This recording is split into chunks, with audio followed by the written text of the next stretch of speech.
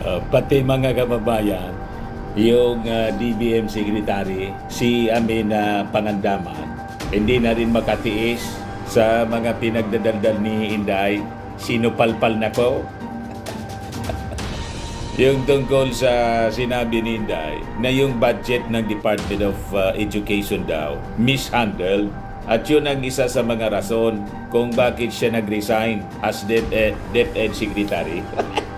Talaga niya, Mr. Maravillas, confirm na ang rason ni Inday sa pag-resign yung tungkol sa pera. Sabi po ni Nagbabagang mga balita at pagtalakay sa mga isyu ng lipunan. Bulsa, opinyon, banat at paglalantad sa katotohanan. Bulsa, what you see is what you get. You decide. ni Amina Pangandaman, yung budget secretary, yung mga adjustments niya sa budget proposal, nakadepende yun sa Congress. Sila yung kasi may power of the purse, mga kababayan. Yung Kongreso, inaway-away na si Martin. Tinawag niyang tapalos-los. Yan po kasi yan nakukuha ng mga taong palaway. Di ba? Nasanay paano mga kababayan sila doon sa Davao na sila yung hari. Kung ano yung gusto nila, mga kababayan, na susunod. Pag hindi, yun ang aabutin mo, Sheriff. Iba po ito, buong Pilipinas ito, binubuli ni Inday yung Congress. Parang yung China kasi, binubuli palagi yung Pilipinas. Inaras naman nga eh. Inihinga ng reaction, mga kababayan, tina-challenge na ng mga congressmen si Inday. Bakit na niya nakakabingi pa rin yung iyong katahimikan? Sa latest harassment sa Philippine Air Force natin ng China, mamaya ibigay ko sa inyo po yung mga hamon kay Inday ng ating mga congressmen. Dito muna tayo sa sinabi po ni Budget Secretary Amina Pangandaman. Ayan po si Amina. Sabi dyan sa balita ng Philippine Star, DBM Chief disputes budget mishandling claims of Sara. Sabi po ni Pangandaman, yung mga adjustments niya sa budget proposals, nakadepend yan sa Congress. Sila po yung nagdidesisyon yan eh. Sa Davao kasi, mga kababayan, nasanay sila. Awak nila lahat ng departamento sa local government ng Davao, sa LGU, sunod-sunuran sa kanila. Hindi po pwedeng kumontra. Pati siyempre yung sanggunian, yung Committee on Appropriation sa sanggunian. Ibahin natin dito sa Congress. Yung Congress, mga kababayan, baka pa ma-impeach siya. Yan ang pinapakalat, mga kababayan, na fake news ni dating spokesman Harry Roque. Pinagtawanan lang po ng mga congressmen, the young guns of Congress. May reaction na rin po sila sa pinapakalat na impeachment daw niluluto sa Congress laban kay Inday. Dito po sa Pilipinas, hindi maaari yung kanilang pag-ari-ari, yung kanilang pagmamalabis. So sabi po ni Amina Pangandaman, we always respect the wisdom of Congress if they want to make adjustments in the budget. So may pagrespeto tayo as co-equal po ng executive, yung legislative. May pagrespeto niya. Sila po hindi naturuan ng pagrespeto.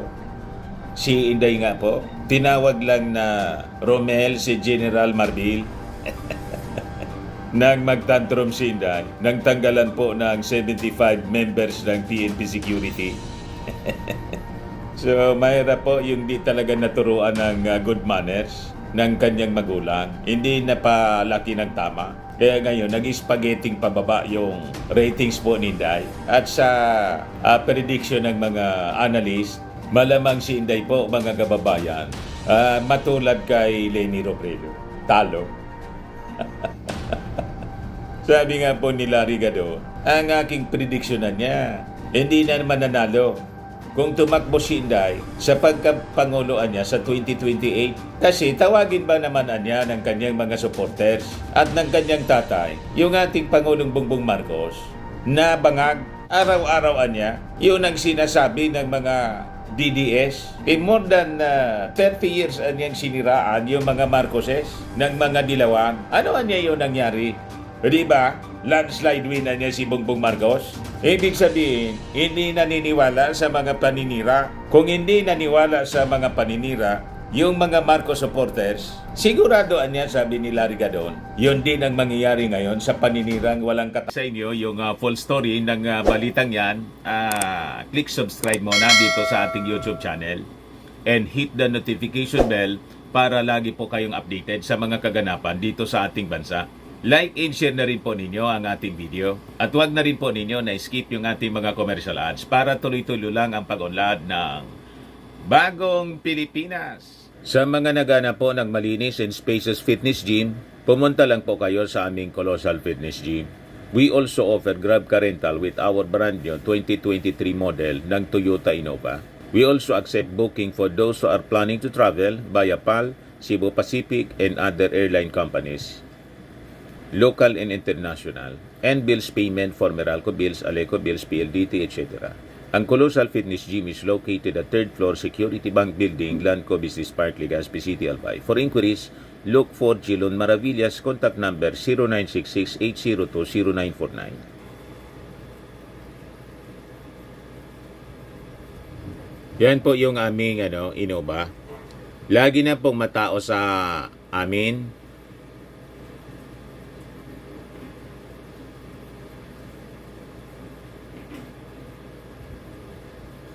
Yan po mga bagong clients namin. Napakaganda at colorful at napakalinis ng aming gym po. Pati mga foreigners po pumupunta sa amin, mga British tourist po sila dito sa Legazpi. Na-set up na rin po yung aming mga brand new gym equipment.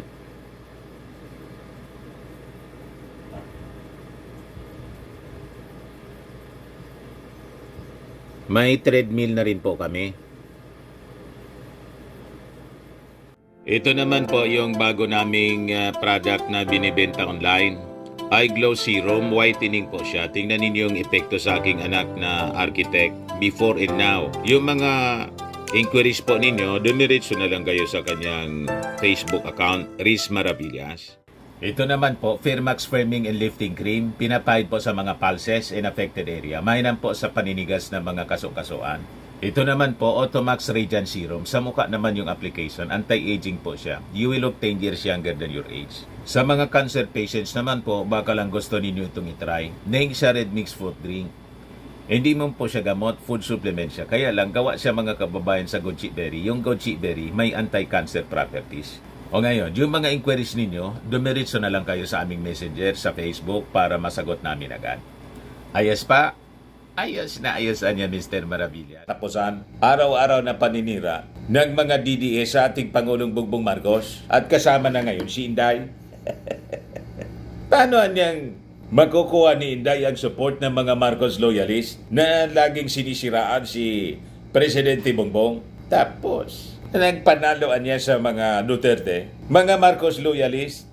Parehas po ng ating analysis yung sinabi ni Gadon. Kaya sabi dito sa balita ng Impact Leadership, hindi maayos yung pag-handle ng pera. DepEd budget under Sara increased in 2024. Dinagdagan pa niya nga, mas lumaki yung budget ng DepEd sa 2024. So sabi po ni Pangandaman, yung DepEd budget niya under the 2024 GAE was actually higher than what was initially proposed. Yung 700 billion pesos anyang allocated represents a significant increase from the previous year, aimed at supporting Duterte's matatag program. Ang masasabi ko, sabi po ni Pangandaman, yung 700 billion pesos, it was quite a huge increase from yung previous level niya noong 2023.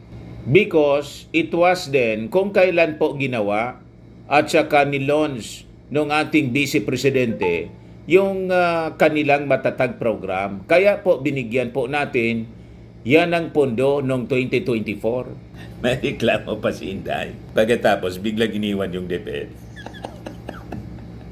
Nakulangan pa po, mga kababayan. Actually, sigurado yung confidential funds yung naka-turn off kay Inday.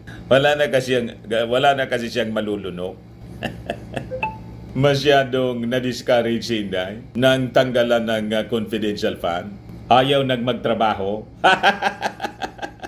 Ngayon mga kababayan, doon sa pinapakalat na kwento po ni Harry Roque na may niluluto daw yung mga congressmen na impeachment laban kay Inday. Pinagtawanan lang po ng mga congressmen. Kaya tama yung ating analysis po. Gusto lang manggatong ni Harry Roque para doon sa 16% na mga supporters nila na mag-people power, galitin po yung kanilang mga supporters. Mag-people power laban sa ating Pangulo para iluklok si Inday. Sabi nga natin mga kababayan, baka matuwa pa yung majority sa ating mga kababayan kung may talagang impeachment complaint na niluluto yung Congress. Pati nga mga supporters nila, hanggang social media lang, hindi man po lumalabas para suportahan yung kanilang panawagan na mag-aklas laban sa gobyerno. Walang makumbinsi yung mga nausog organizers. Kaya sige palabas ng kung ano-anong kwento ni Harry Roque. Yung papel po ni Harry Roque, basang-basa na. Malapit na kasi siyang masukol, mga kababayan, sa investigation ng Pogo. Kaya nagmamadali si Harry Roque giluklok si Inday para makaligtas sila sa investigasyon, sa pananagutan, lalo na po si Maudig sa ICC, sa pagkaladkad mga kababayan ng Interpol. Lahat sila, pati si Pacquiao, yung ang kanilang mithiin mga kababayan. Kaya sabi ng mga young congressmen po, the young guns in Congress, what? Impeachment move versus Sara? Ano yan sinasabi ninyong impeachment move? Sabi ni Congressman Paulo Ortega, tiningnan ko niya yung crystal ball ko. Wala niya akong nasilip. Wala akong naaninag. Solon gazes into his crystal balls. Will BP Sara face impeachment case? Diba? Pinagtawanan lang mga kababayan yung mga pinapakalat na marites ni Harry Roque. So sabi dyan, Assistant Majority La Union 1st District Representative Paulo Ortega had a little fun with his response when asked to react on rumors of an impending impeachment case against Vice President Sara Duterte at the House of Representatives. The topic was raised during a press conference kahapon po, even as critical statements from various House members continued to be hurled against the Vice President. Binakbakan ng binakbakan mga kababayan ng mga congressmen yung mga banat ni Inday sa ating administrasyon. Rinisbakan ng ating mga young guns. Lalo yung nakakabingian yung katahimikan ni Inday sa latest na harassment sa Philippine Air Force na ng China. The impeachment rumors stemmed from a social media post by former presidential spokesperson Harry Roque, a known ally of the Dutertes. Si Harry Roque, mga kababayan, nagsiging pakalat ng kung ano-anong intriga. Natat na po si Harry Roque. Gusto nang gawing acting president si Inday. Kasi daw yung ating Pangulong Bongbong Marcos kailangang magparehab. Kayo ang magparehab sa mental hospital. Magpa-check up na kayo. Kasi tumalsik na yata, natanggal na yung mga tornilyo, lumuwang na yung inyong mga pag-iisip. Natanggal yung mga tornilyo sa inyong mga sentido. Sa sobra ninyong pagnanasa, sa kapangyarihan, ayan, mabaliw-baliw na kayo. Pa-check up kayo dyan sa Mandaluyong. Laway na kayo. Hindi na kayo makapaghintay sa 2028. Sigurado, pagdating ng 2028 po, talo lahat. Talo! Kitang-kita po ang mga palatandaan. Siging spaghetting pababa ng ratings po ni Inday. Palubog ng palubog, mga kababayan, yung barko ni Inday. Nag-Titanic na. Yes, sabi po ni Congressman Ortega, ako kasi dalawa yung crystal balls ko, pero parang wala naman po akong nakikita na ganon. Ortega, a Young Guns Black member, said during the press conference, tiningnan ko niya sa left, tiningnan ko sa right, pero wala naman po. Tawanan yung mga taga-media, yung mga pinapalabas po na mga kwento ng mga nausog. Pinagtatawanan na lang po ng mga nasa mainstream. Ayaw pong patulan kasi makukuryente lang sila sa mga pinapalabas na kwento ng kampo ng Duterte. Lahat kasi nungalingan, not worth of the time, mga kababayan, in space sa mga dyaryo. Itong kwento po ni Cathy Binag. Galit na galit si Marlica pagkatapos si Harry Roque kasi daw hindi pinapansin ng media. Ina-accuse na ngayon yung media po na nabili na ng mga Marcos. Kontrolado na niya lahat. Nabili na. May ganon. Karamihan sa ating mga media, mga dilawan pa rin. Di ba? Ngayon, sa issue ng latest harassment mga kababayan ng China, bakit niya nakakabiging nakatahimikan lagi si Inday? Sabi po ni Congressman Ortega. Yan po. Parang nakakabingi yung katahimikan. Lahat naman po tayo dito, mahal natin ang Pilipinas. Dapat Pilipino ang kampihan. Dapat pro-Pinas tayo. Ayan po yung mga young guns po, nagsalita kahapon. Sabi po ni Congressman Jill Bungalon, dahil napag-usapan naman po ito, dapat may survey din sa mga public officials. Tatanungin po kami kung kami po ba ay pro-Pilipinas o pro-China. Sabi naman po ni Congressman Adjong, magpa-survey na kaya nga tayo. Sino ba ang pro-China at pro-Pilipinas? Kasi unfortunately, sa ating society ngayon may mga enablers pa rin. May mga nagsasabing parang pabor pa sila sa ginagawa ng China. Mga apologies ng China. Patama po sa mga DDS. Patama mismo kay Maudigs. Kaya nga yung tawag natin kay Digong, Maudigs. Para alam ng mga mamamayang Filipino kung sino yung mga pro-China. Maudigs, Saramao. Diba? Harimau, Salmao Sidong Panilo. Iyon ang rason po, mga kababayan, kung bakit binansagan natin ganon. Para alam ninyo kung sino yung mga tagapagtanggol ng China. Yan, sabi rito po, dapat pro-Pinas tayo. Young Guns Islam Sara Duterte's deafening silence on China issues.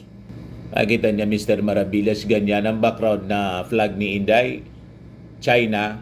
Iyon ang ginawa ng politiko nyo, so hindi man ako may gawa niyan. Malinaw.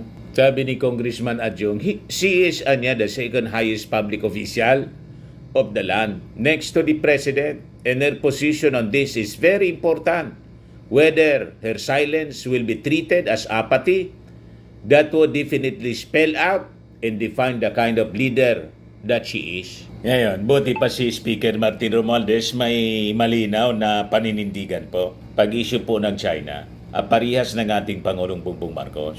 Inundinan niya po yung naging aggression, harassment ng China sa ating Philippine Air Force. Sa kanyang statement na pinalabas kahapon, sabi po ni Romualdez, he emphasized that disputes between the two countries cannot be resolved amicably if one party, regardless of its size, resorts to aggression, harassment, and bullying.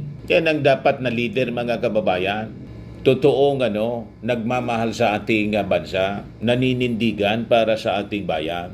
This latest aggressive action of China does not promote peace and stability in the West Philippine Sea and in the region.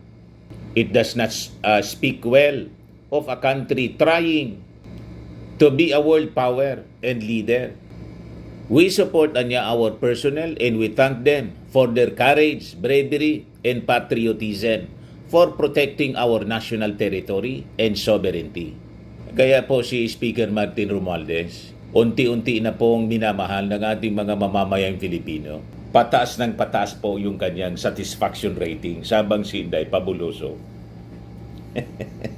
Yan, result po ng survey ng SWS, pati yung Oculum Research. Parehas yung trend, mga kababayan. Spaghetting pababa si Inday, spaghetting pataas si Martin. Kaya na galit yung mga nausog. Kayo po ang dapat na, sisihin. Sisihin ninyo yung sarili ninyo at saka si Inday mismo. Yung posisyon ninyo hindi nagugustuhan. Yung mga pinagagawa ninyong pamirwisyo sa ating administrasyon, hindi nagugustuhan ng ating mga mamamayang Filipino, lalo ng mga Marcos loyalists na nagpanalo po sa kandidato ninyong si Inday. Mali kasi yung paniwala ninyo. Ang paniwala ninyo, kasinungalingan kasi yung pinapaniwalaan ninyo, na yung mga Duterte ang nagpanalo sa Marcos. Malayo po sa katotohanan.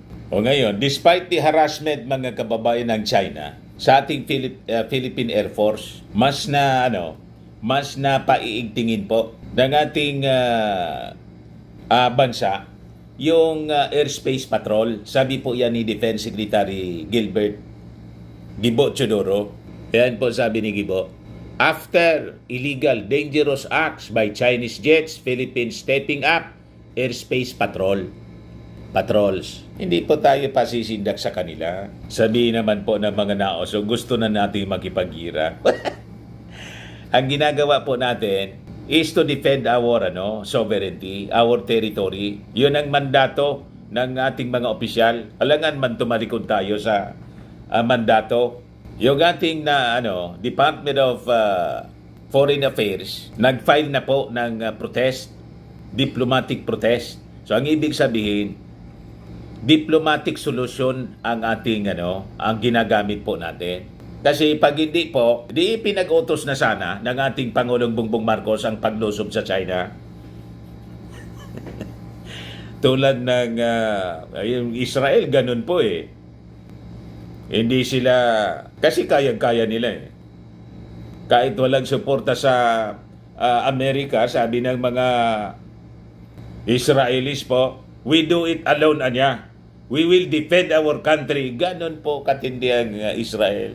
Kaya kailangan i-develop natin mabuti yung mga technology ng Israel po. Parte sa modernization ng ating armed forces. Yung military technology ng Israel. Tinutulungan po tayo sa modernization.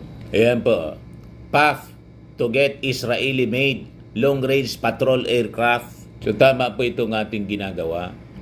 The Philippine Air Force is scheduled to receive the first of 2 long-range patrol aircraft next year mula po sa Israel's Elbit Systems Limited, expanding its capabilities to patrol the archipelago. Yung initial delivery po ng aircraft is expected by mid-2025 based on the timeline of the signed contract. Israel Ambassador to the Philippines, Ilan Floss, told the Inquirer in a recent interview. So, maganda po ang direksyon na ating pong tinatahak para sa ating modernization ng ating defense, Israeli technology. His statement confirmed Elbit Systems announcement in July 2023 that it won a 114 million contract to supply to units of LRPA equipped with an advanced and comprehensive mission suite to an Asia-Pacific country. The 2 LRPAs will be based on the new ATR 72-600, and the suite includes a mission management system, electro-optics, radar, SIGINT or signals intelligence, and communication, among others. Elbit System said at the time, the contract will be carried out over 5 years. Mission Suite in Aviation Technology, meanwhile, refers to a network of components used to complete aerial surveillance with real-time distribution of information to the ground. So laking tulong ito mga kababayan para magamit natin sa monitoring ng mga activities sa West Philippine Sea and all throughout the archipelago. Israel, a major weapons exporter, has supplied several defense equipment to the Philippine military. The ongoing armed conflict between Israel and Hamas has not hindered them from meeting their contractual obligations to export arms to their clients, according to Floss. For instance, their shipbuilding and ship repair firm, Israel Shipyards Limited, is set to deliver the 4th batch of fast patrol boats to the Philippine Navy by the end of this month or early September, sabi po niya. The upcoming 7th and 8th units of our 9 Shaldag NK-V fast attack interdiction craft is part of the 10 billion pesos contract, which includes weapon systems, missiles, training, and transfer of technology. Yung 9th unit daw po is expected to be delivered early next year, sabi po ng Israeli ambassador. One of the Shaldag units, locally known as the Acero class, will be assembled in the country as part of the transfer of technology agreement between the Philippines and Israel. The Israeli-built BRP Loninato Toong at saka BRP Hiner Tinangag gunboats have recently conducted sovereignty patrols around Pag-asa Island in the West Philippine Sea, the first publicly known external defense operations for this type of vessel. The Philippines' ongoing military modernization program is partly driven by territorial disputes in the West Philippine Sea, part of the South China Sea, which China claims nearly entirely. Sabi po ni Floss na he has been visiting military camps recently and was happy to find out that Israeli-built defense equipment is doing its job in the field based on his conversation with the officers and personnel on the ground. So sabi niya, I want to see with my own eyes to understand and to speak to the operators, to the end user, and to the armed forces of the Philippines to understand them. Israel added is keen to continue to develop and enhance the relations across the board with the Philippines, including defense. Maganda po itong engagement natin sa Israel kasi yung Israel po ang pinakang well-experienced na bansa all throughout the world pagdating po sa gira.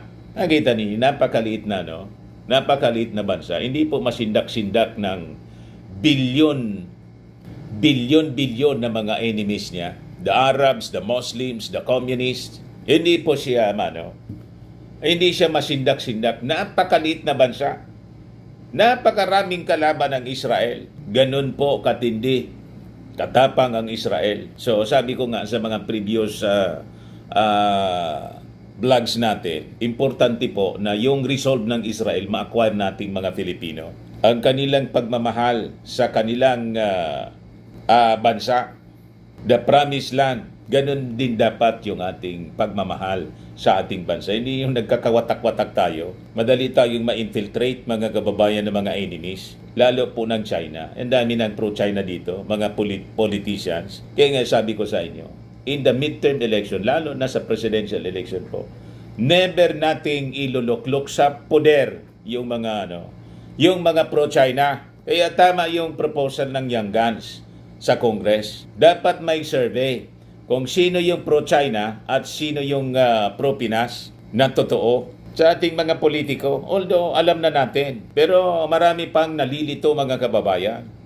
Di ba? Tularan natin ang mga Israelis. Kaya binibless po yung Israel. Hindi sila masindak-sindak ng kanilang mga enemies. So tama na we acquire the technology na galing sa kanila po. Kasi sila yung pinaka-well experience. Lalo dapat ma-acquire natin din po yung kanilang Iron Dome. Pinaulanan po yung pinaulanan yung Israel ng mga missiles ng Iran po.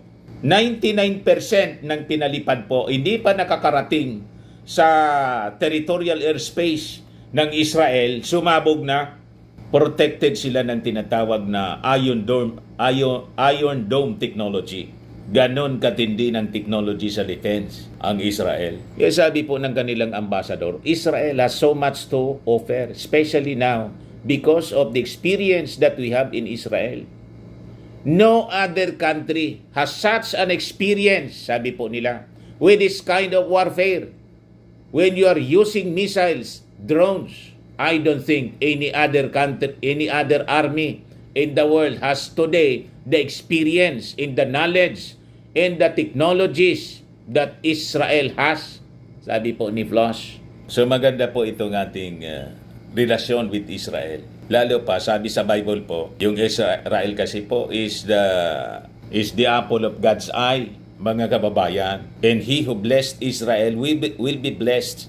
Ganon. At may nakaabang na curse doon sa mga cursing Israel po. So, importante po yung pakikipagrelasyon natin sa Israel, mga kababayan. So, sabi po ni Gibo, lalo nating paigtingin yung ating patrol sa ating airspace. So, sabi dyan, the government will intensify the monitoring of the country's airspace following the irresponsible, unprofessional, illegal, and dangerous acts of Chinese fighter jets that harassed a Philippine Air Force patrol aircraft noong August 8 in the skies near Bajo de Masinloc sa West Philippine Sea. So sabi po ng National Task Force for West Philippine Sea, the air and maritime security patrol missions anya will continue within the country's sovereign territory, airspace, and exclusive economic zone.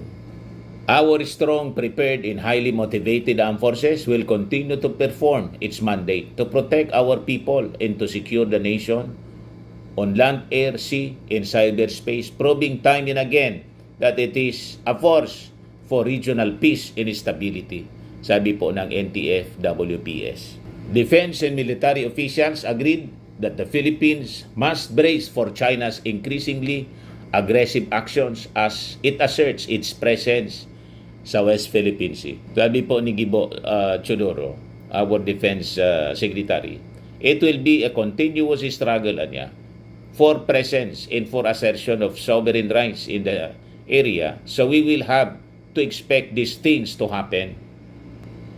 So sabi po ni Gibo, yung ating National Maritime Council is now looking into the incident, yung harassment. Manila will continue to protest Beijing's aggressive actions niya. He called China's latest harassment as part of his consistent behavior. So sabi niya na expected na we will see more of this occurrence anya in the future. So we will continue with our patrolling. So ganon yung resolve ng ating mga military and defense officials, mga kababayan, to defend our sovereignty. Mabuhay po kayo at gabayan nawa kayo ng ating Panginoong Diyos, Panginoong may kapal sa pagbabantay sa ating bansa.